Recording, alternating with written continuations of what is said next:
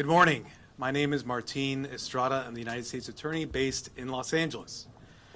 We're here today with our law enforcement partners to announce federal criminal charges related to the death of the actor Matthew Perry. Following Mr. Perry's death in October of last year, law enforcement, my office, and our partners represented on this stage began an in-depth, wide-ranging investigation.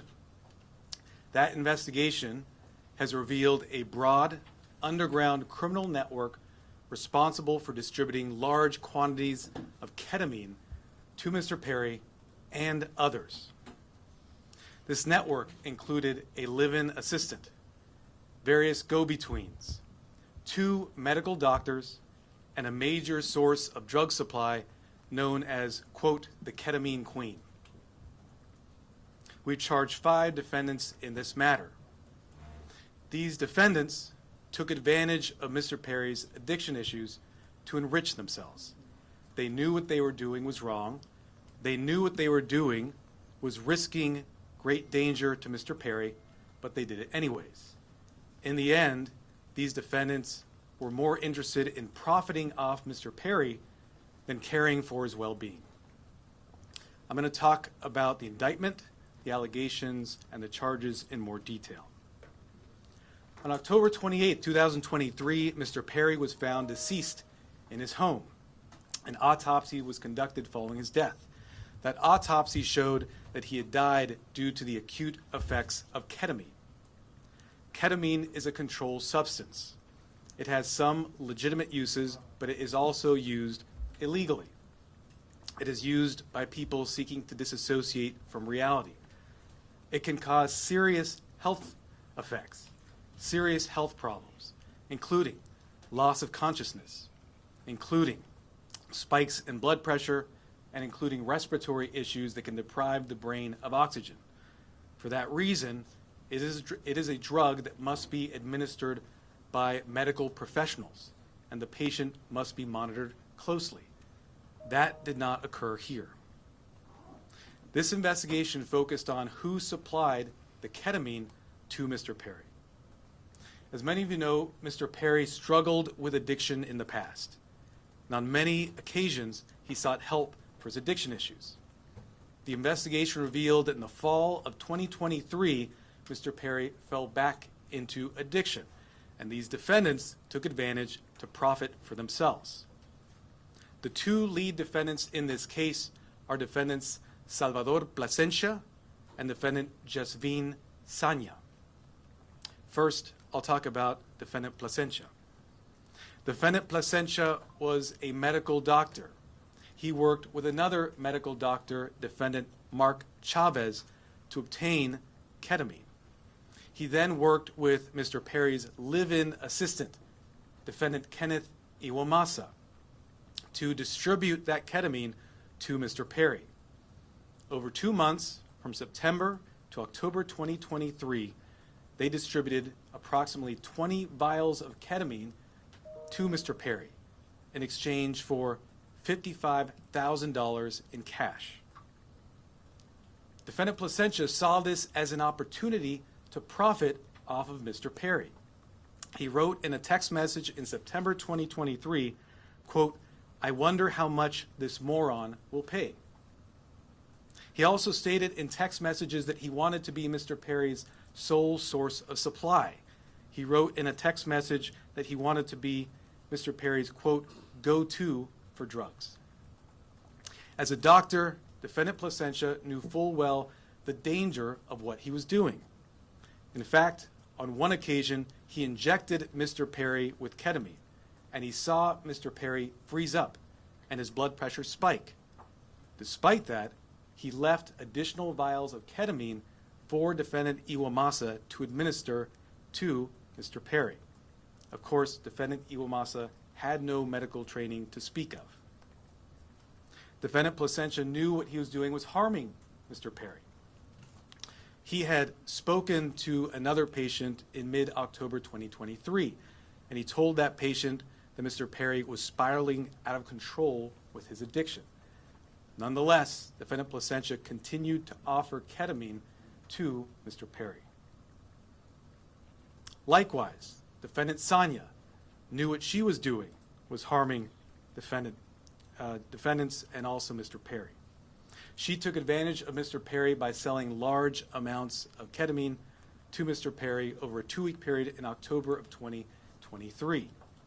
She sold approximately 50 vials of ketamine for approximately $11,000 in cash. She worked with a broker, defendant Eric Fleming, and also the live-in assistant, defendant Iwamasa, to distribute this ketamine. Sonia and the broker, defendant Fleming, saw this as an opportunity to profit off of Mr. Perry. In a text message, the broker wrote, quote, "I wouldn't do it if there wasn't a chance of me making some money for doing this." Defendant Sonia sold the batch of ketamine that resulted in Mr. Perry's death on October 28th. Officers later searched defendant Sonia's home. During that search, they found what amounted to a drug-selling emporium.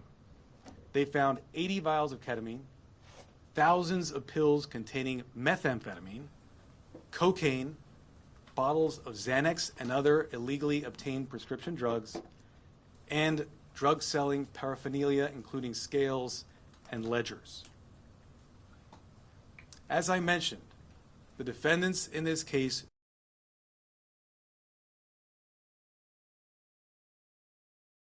they refer to it using terms such as, quote, Dr. Pepper, or quote, bots, or quote, cans.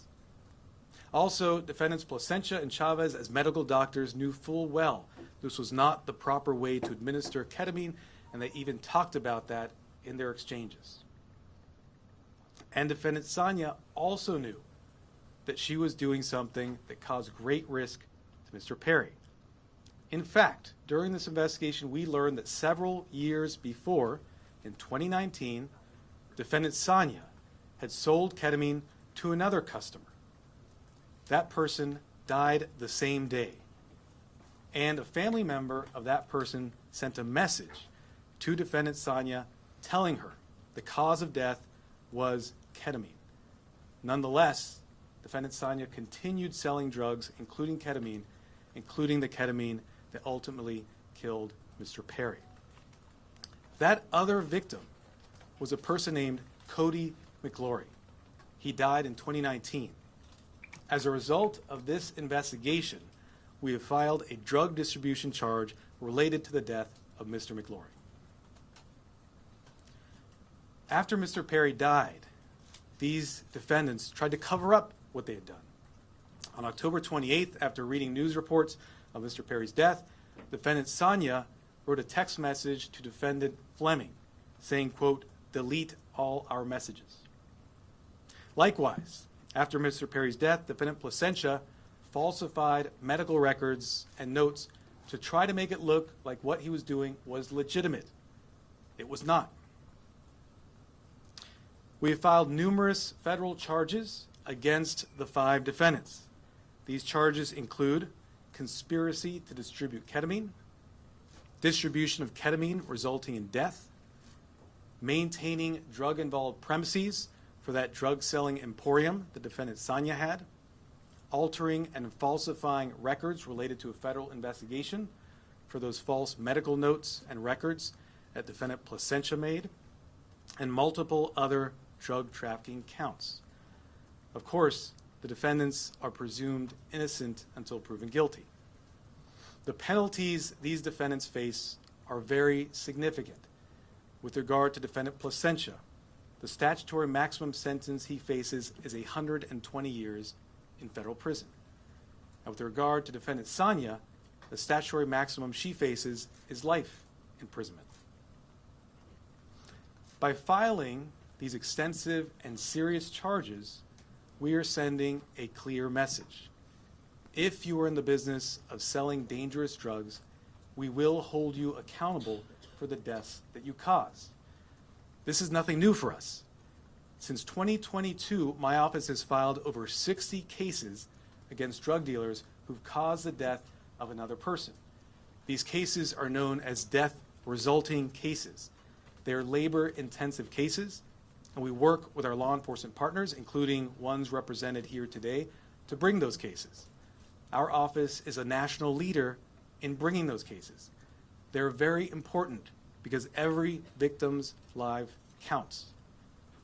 If you are in the drug selling business and you're selling dangerous drugs, you are playing roulette with other people's lives, just like the 5 defendants here did to Mr. Perry.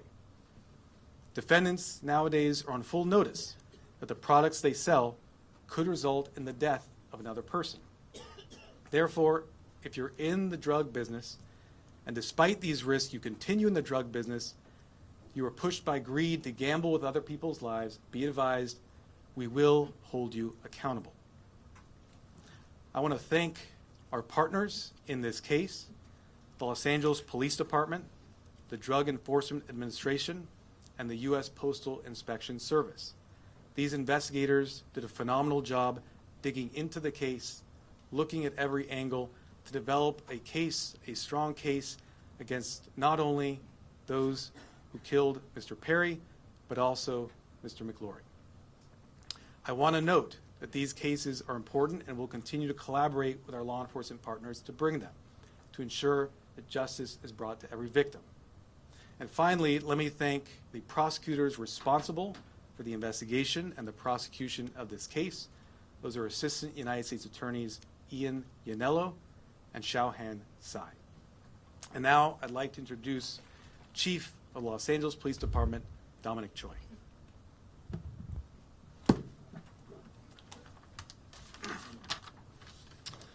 All right, good morning and thank you, Martine. You know, while it's tragedy that brings us all here together, I'm happy to stand here knowing that these dangerous individuals are no longer on the streets and they won't be able to harm anyone else. The Los Angeles Police Department and our partners here today, we're committed to investigating all cases like this, and it's regardless of someone's background or socioeconomic status. And just with all of our cases, this investigation was done impartially.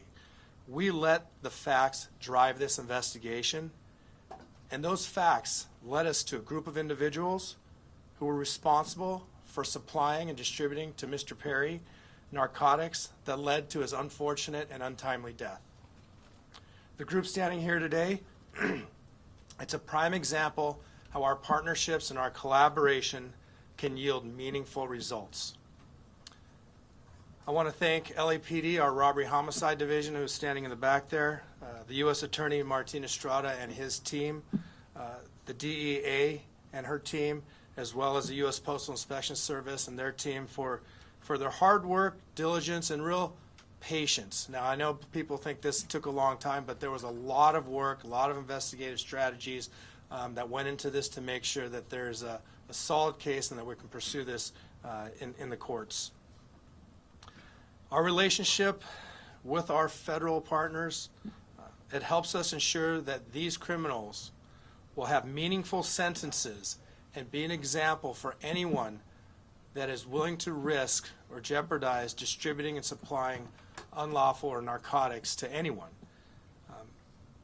And I just really want people to know that that is the message. You cannot get away with this regardless of your background or socioeconomic status. Breaking the law is breaking the law, and you are dangerous and you are jeopardizing lives. So thank you all of my partners for being involved in this and bringing us to where we are at today. And at this time, I'd like to introduce DEA Administrator Ann Milgram.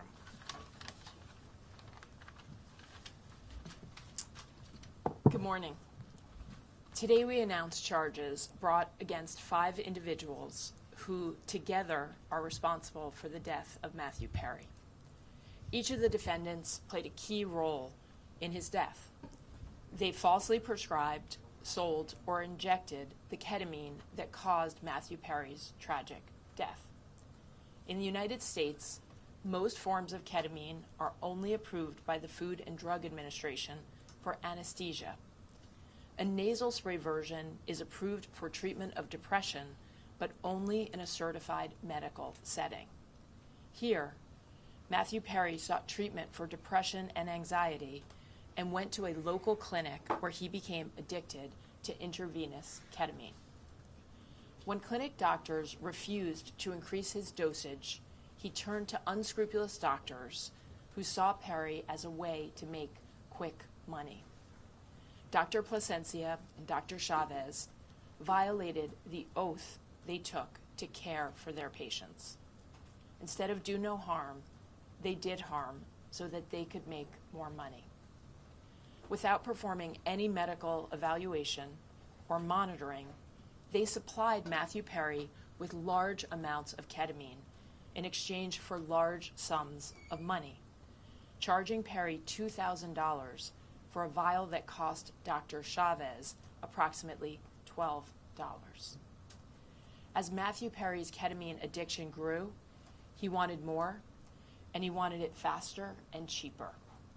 That is how he ended up buying from street dealers who sold the ketamine that ultimately led to his death. In doing so, he followed the arc that we have tragically seen with many others, whose substance use disorder begins in a doctor's office and ends in the street. Perry turned to a street dealer, Eric Fleming, who sourced his ketamine from a drug trafficker known as the Ketamine Queen, Jasveen Sangha. The ketamine supplied by Sangha would ultimately be the dose that took Matthew Perry's life. Sangha knew that the ketamine she supplied could be deadly, since in 2019 she had sold ketamine to Cody McLaury, who died at the age of 33.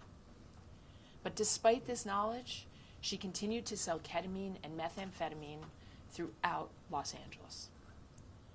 Matthew Perry's journey began with unscrupulous doctors who abused their position of trust because they saw him as a payday, and it ended with street dealers who sold him ketamine in unmarked vials.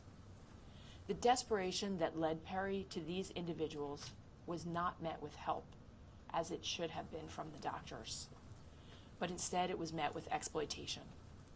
Exploitation by those who should have guided him toward help. This betrayal of trust is at the heart of this tragedy. Since 2023, DEA has investigated nearly 500 drug poisoning and overdose cases just like Matthew Perry's.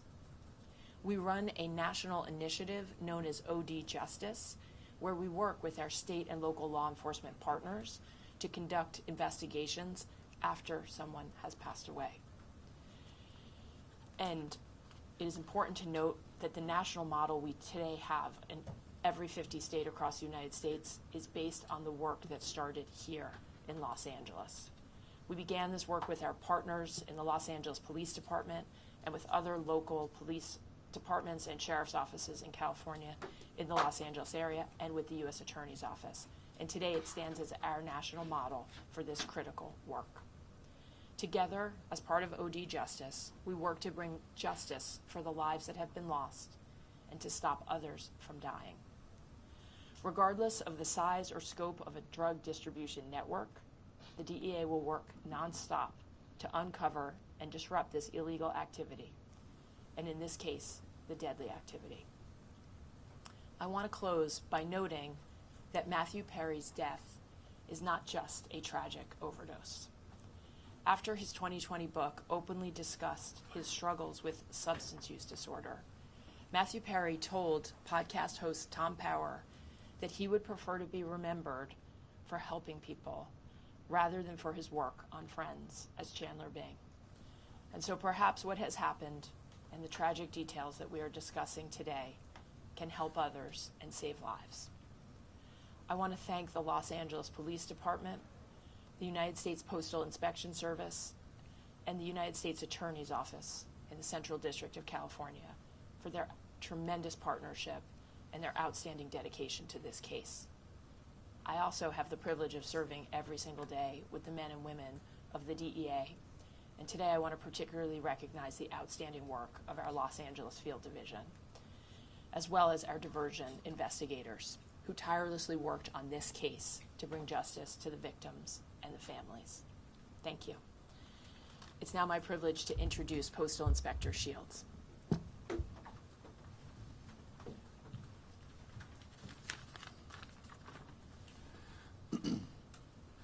Good morning, and again, welcome. I'd like to thank U.S. Attorney Martin Estrada for his tireless dedication to protecting the residents of the Central District of California and his partnership with the Postal Inspection Service. As the nation's oldest law enforcement agency, the Postal Inspection Service has had a long, proud, and successful history of combating criminals who misuse our nation's postal system and cause harm to our employees and customers. This is our mission. In this case, our agency, in partnership with the Los Angeles Police Department, the Los Angeles Drug Enforcement Administration, and the U.S. Attorney's Office, worked to seize, search, and analyze evidence that has culminated in arrests and a dismantling of the group that is responsible for providing the ketamine and the reported contributed to the death of Matthew Perry. In this case, these individuals knowingly and willfully distributed ketamine to Mr. Perry as he struggled to overcome addiction, which ultimately led to Mr. Perry's tragic demise. Unfortunately, every day in this country, families are grieving for their loved ones lost to drug overdoses. We want these families and the American public to know that the Postal Service will not be an unwitting accomplice to anyone using the U.S. mail to distribute illegal drugs or drug paraphernalia. The Inspection Service continues to work tirelessly to rid the mail of illicit drugs, fight drug trafficking and the associated violence, preserve the integrity of the mail, and most importantly, provide a safe environment to postal employees, customers, and the American public. The Postal Inspection Service is turning the tide against drug dealers.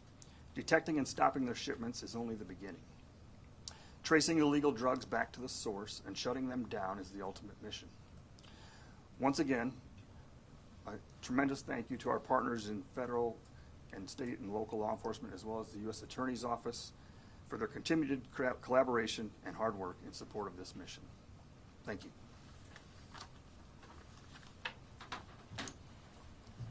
I'll now do brief remarks in Spanish, and then we'll do questions and answers. Where are the Spanish language reporters? Hold up your hands. Okay, great. Hoy anunciamos cargos criminales federales en conexión con la muerte del actor Matthew Perry.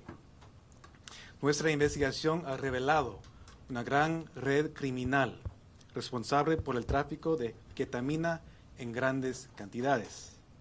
Esta red incluía a un asistente personal para el señor Perry, 2 médicos y una narcotraficante conocida como la reina de la ketamina. Hemos archivado cargos federales contra 5 acusados. Estos acusados vendieron ketamina al actor Matthew Perry y vendieron ketamina en grandes cantidades, 70 viales de ketamina. Estos acusados sabían que lo que hacían era muy peligroso. Hablaban en palabras codificadas. Estos acusados sabían que lo que estaban haciendo causaba un riesgo al señor Perry. Por supuesto, 2 de ellos eran doctores, médicos. Pero, sin embargo, estos acusados siguieron vendiendo ketamina al señor Perry. A estos acusados les importaba más el efectivo que la vida humana. Desde 2022, mi oficina ha archivado más que 60 casos contra narcotraficantes responsables por la muerte de otra persona.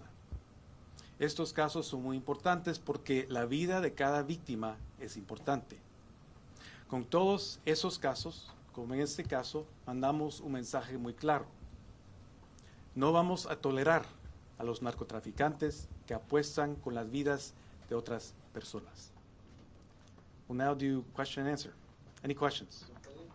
Yes. My first question is, the person that found Matthew Perry in the hot tub, is that also one of the people who's being charged in this case? Is that the assistant? I didn't hear that. Can you repeat the question? Yes, the person, the assistant that's being charged in this case, is that also the person that found Matthew Perry in the hot tub? So the personal assistant we charged is defendant Kenneth Iwamasa. He was the one live-in assistant for Mr. Perry. Is he the one Yes. that found him in the hot tub? Yes. The doctor, when the patient tragically died in 2019, did law enforcement look into that death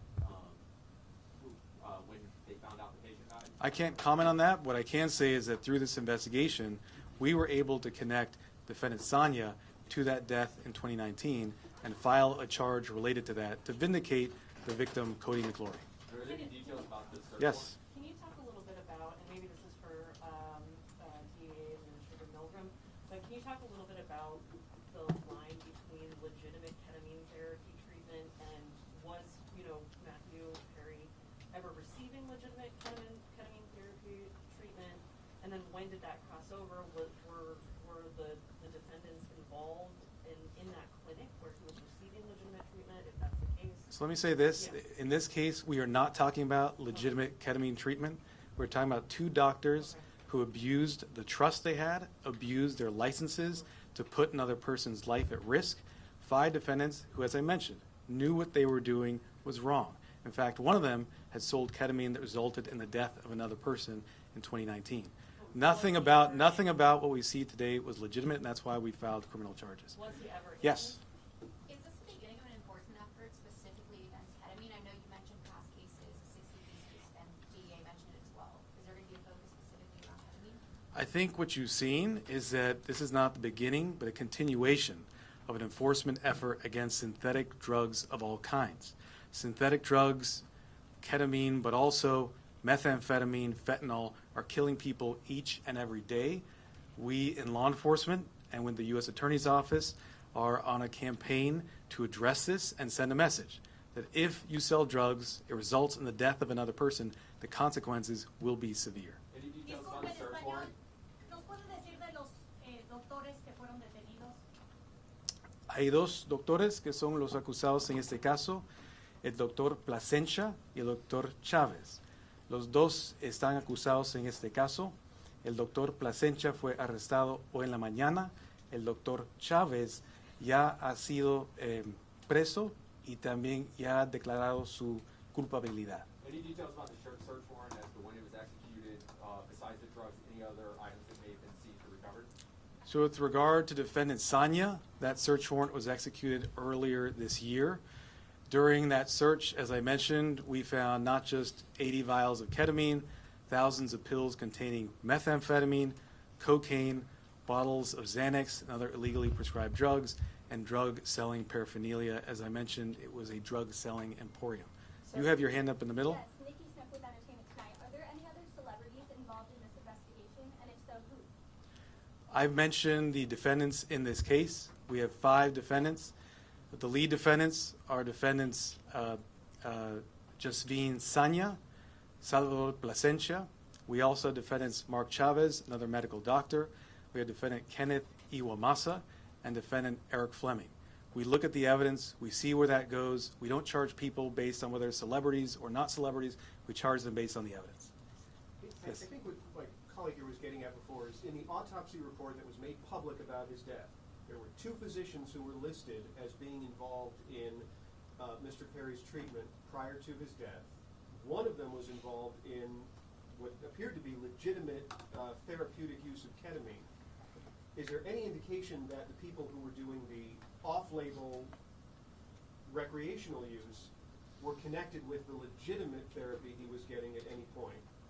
And So then what I'll second- tell you is, before we get to your second, what I'll tell you is that in our cases, we go where the evidence leads us. We also respect patient privacy. What I will say is an autopsy was conducted. That autopsy showed Mr. Perry died as a result of the acute effects of ketamine. I won't go into further detail about Mr. Perry's personal history. Okay. Yes. And then Were any of the 5 charged on your radar prior to Perry's overdose? I can't comment on that. What I will say is the investigation is ongoing, but what we're announcing today are serious federal charges against these 5 defendants, supported by an extensive investigation. Sir, can you clarify the relationship? This woman has been patiently had her hand up. Yes. Yes, Chavez was detained. When was he detained, and was it related to this case as well?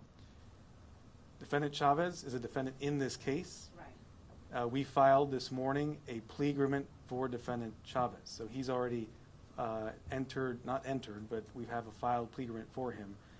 2 other defendants, defendant Iwamasa, have also signed plea agreements. That plea agreement has been entered. And defendant Fleming has signed a plea agreement. That plea agreement has been entered. As I mentioned, the 2 lead defendants in this case are defendants Plasencia and defendant Sanya, who were arrested this morning. Yes, sir.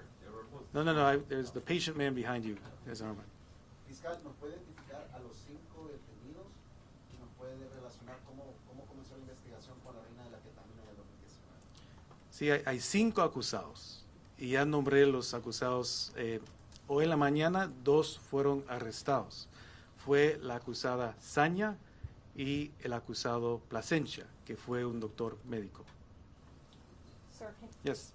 Yeah, there were reports this morning that the investigation could have uncovered other Hollywood celebrities who may have been buying from this same network. Is that accurate? Can you give us any sense of the customers that they were dealing with? So I can't comment on reports that are out there, their accuracy or inaccuracy. What I can tell you are the facts that we developed through our investigation. Those facts are what I've related to you this morning. Yes. You mentioned the queen of ketamine out of North Hollywood. What does that actually mean?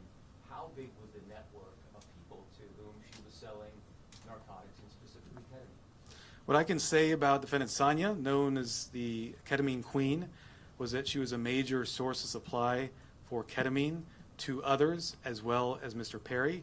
I think the fact that we searched her house and found a drug-selling emporium, including 80 vials of ketamine, would strongly suggest she was selling to many other individuals. Can you give a number? Dozens, tens? I cannot, unfortunately, a number, no. Any evidence as far as this has gone? You, let me, the gentleman there in the back. Extra TV, what has been Matthew's parents or family's reaction to the news coming out today? So I won't comment on specific statements made by victims' families. We value confidentiality. What I will say is that the work of our office is victim-driven. We work with victims, including their families, each and every day, not just on this case, but on all our cases, including the over 60 death-resulting cases I mentioned earlier. We have been in communication, and I will leave it at that. Yes? Hello, sir. Were all the defendants American citizens, and where were they sourcing their drugs? What I can say is that all the defendants, actually I can't comment on citizenship at this time. I can't comment on the sourcing either. I've given you the facts in terms of the drug selling. Yes, sir. With regard to the death of Mr. McClure, the other victim, you see that his death was also a ketamine overdose. If that investigation into his death linked the investigation with Perry, or was it only after the death of Perry that you realized the link with Mr. McClure's death? Sure. It was through the investigation in this case, as the investigators did a thorough job, followed every lead, pulled every string to see what had occurred. They learned about the extent of defendant Saña's criminal conduct and learned about the sale in 2019. And because of that investigation, we have filed a charge related to the death of victim McClure. And that's important because we want to vindicate all victims who suffered these types of tragedies. Quick follow-up. I'll do 2 more questions. Quick follow-up. Do you have any reason to believe that this so-called queen of ketamine is linked to any more deaths? Are there any more investigations? Is it any more possible that she could be linked to that? I think, as I've mentioned, we've linked her to sales of ketamine, which resulted in at least 2 deaths. We searched her home. We found a drug-selling emporium. I can't comment. I can't speculate on things such as what you're suggesting. I will say, in this case, she is facing very significant federal charges, including a charge that carries a 10-year mandatory minimum sentence. Yes, sir. Were these 5 continuing to sell ketamine or other drugs after Perry's death? I can't comment on that in terms of where they were selling. No, but in terms of afterwards, were they what I still- can say is that we searched the home of one of the defendants following Mr. Perry's death. She had 80 vials of ketamine, thousands of pills of methamphetamine, cocaine, bottles of Xanax. Thank you very much. Appreciate it. can you just clarify the relation, really? Did the doctors work with the street dealers specifically, or was that a separate sale of ketamine, or were they connected to the... So last question, because you've been so patient. We charge a conspiracy here. The conspiracy is against all 5 defendants for selling ketamine to Mr. Perry. Thank you so much. All right, thank you, ladies and gentlemen. The press release is out. It's online. We've emailed it. It's on social media. So.